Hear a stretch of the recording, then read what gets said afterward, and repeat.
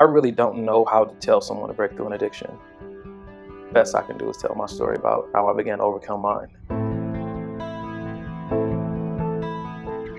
I was already dancing. I was already heavily involved in the exotic world. My best friends and closest friends were porn stars and call girls and other dancers. And increasingly, you get exposed to more. And so you feel like you're supposed to do more. And what was the next stage for me? It started shifting my music. I was dancing to regular hip hop, hood music, started dancing to rock and roll. Sometimes rock and roll can have a heavy demonic theme attached to it. I just got caught up in all this heavy metal, and not that it's all bad, but the stuff I was choosing wasn't healthy spiritually. And I got to a place to where I started using fire in a lot of my sets and very overly sexualized movements and dance moves and behaviors. And I got to a place to where it was so full of lust that I felt like a shift needed to happen in my title and what I was representing. Because Mr. Goodbar was, something sweet, something tasteful for your mouth. Everybody loved it.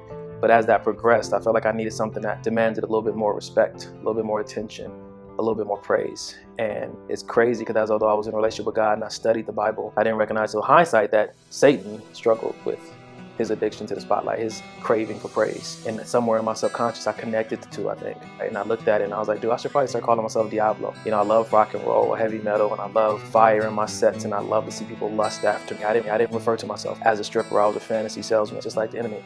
Satan, he offers you a fantasy, but never plans to fulfill on it. Smoke and mirrors. And something about all that connected with me, and Diablo just sounded good. Plus I had a thing for Latin girls, and I loved the sound of it off my tongue, Diablo. It had a heavy carry to it, and I was on the verge of changing my name to that right before I quit. And I think something about that got snatched. Something happened because that's where I was headed, and I don't think that I would be here today or be out of that world right now if I would have allowed that transition to go over. And I think that every person addicted to whatever they're addicted to has that point of revelation where they know they're about to cross another line, and then I come back from this one. And I think that was mine, and I'm happy I didn't do it. Whatever was set in my place, I'm happy I just didn't cross that one, because I don't know if I would have been able to overcome that one.